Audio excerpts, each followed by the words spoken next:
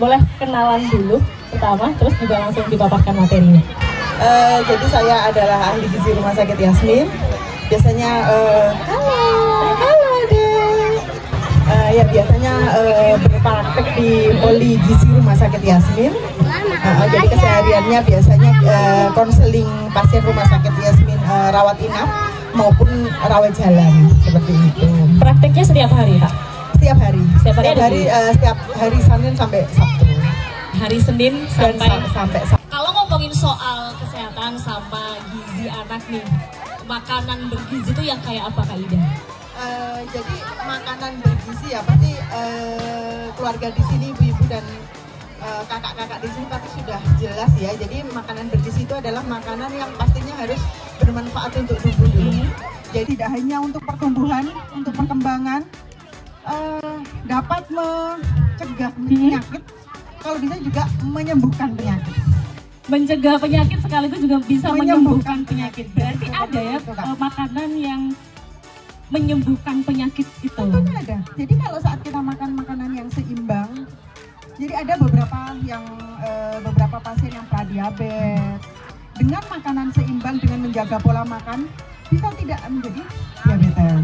Jadi gizi itu tidak hanya apa sih diet itu tidak hanya menurunkan berat badan. Jadi pengaturan pola makan itu sendiri sebenarnya. Jadi pengaturan pola makan itu apa yang harus dimakan setiap hari, seberapa porsinya, bagaimana jumlah yang harus kita asup ya. Jadi untuk keseharian apa sih yang dibutuhkan, berapa gram kita harus mengkonsumsi sumber karbohidrat, proteinnya berapa, apa saja yang harus dihindari di batas seperti itu. Nah itu kan ada takaran-takaran tuh ya Kak Ida. Iya, takaran-takaran. Oh benar. Nah sekarang ini yang lagi rame itu kan ada program yang dicanangkan pemerintah adalah makan bergizi gratis. Iya. Sasarannya adalah anak-anak nih, iya, gitu. Tapi juga kalau kita lihat, ya adalah ya, maksudnya yang istilahnya di beberapa tempat ada berita soal keracunan segala macam. Nah sebetulnya kalau untuk anak nih, kalau kita ngomongin soal anak, seberapa penting makanan bergizi itu untuk anak-anak gitu.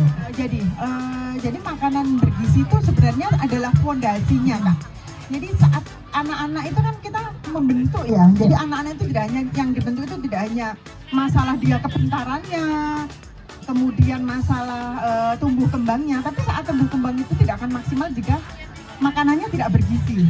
Jadi sepenting itu untuk tumbuh kembang, kemudian tumbuh kembang otak, tumbuh kembang tinggi badan, kemudian ada yang malnutrisi, itu bisa berat badannya bagaimana, normal tidak, ya. Kemudian tumbuh kembang banyak hal. Jadi sepenting itu memenuhi gizi untuk anak.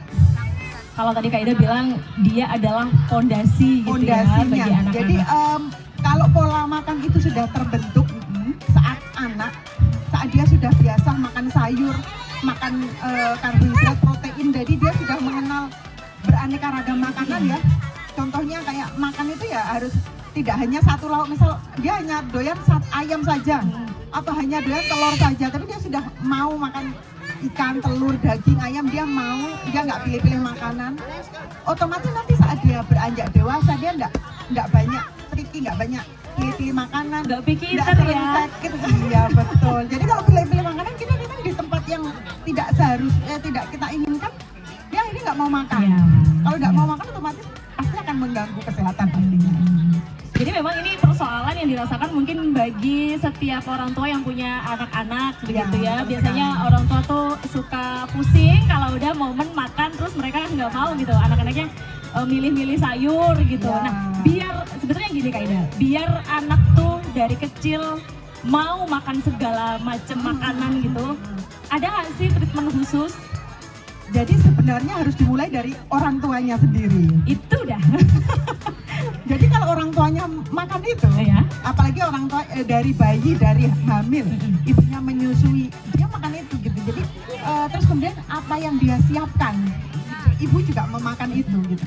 Otomatis itu nanti anak juga akan akan belajar, akan makan itu juga. Seperti pertama itu dimulai dari orang tuanya.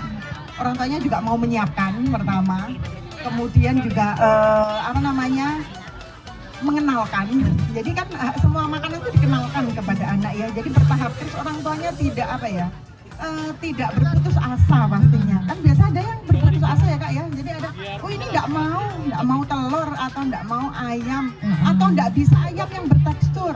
Otomatis dia nggak pernah diberi. Padahal saat ayam kan kadang anak beberapa usia itu dia nggak bisa itu ya ngunyah karena berserat ya. Nah, tapi yang bisa dengan digiling, bisa dibuat bola-bola, bisa dikreasikan. Iya, betul. Gitu. Jadi apa? Itu kembali kan orang tuanya lagi mau nggak menyiapkan, mau nggak ribet gitu kan. Kalau nggak mau menyiapkan bagaimana? Mungkin harus dipercayakan kepada catering khusus.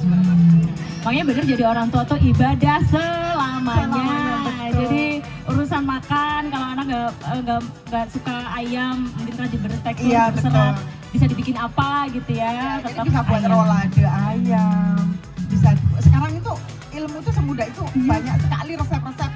Yang penting kita mau mulai, mau memulai, mau belanja ya pastinya ya dan memulainya. Semuanya untuk anak, balik lagi untuk anak.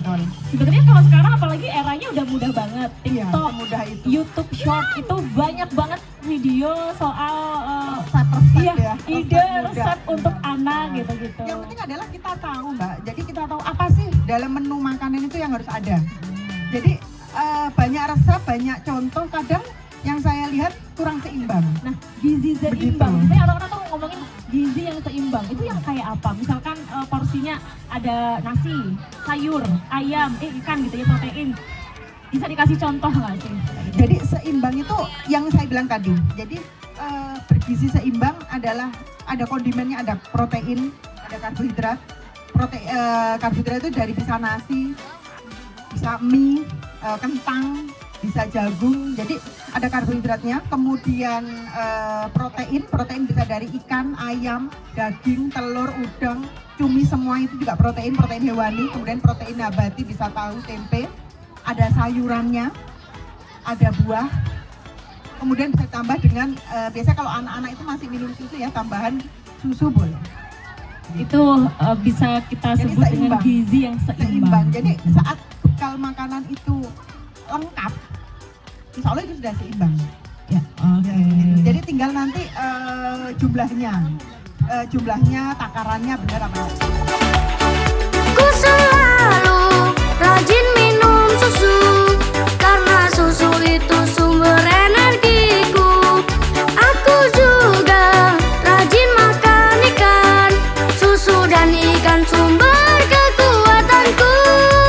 Aku Kapten Yaskit, pemberantas penyakit, punya kekuatan sinar penyembuh penyakit, memindai penyakit di tubuh yang sakit.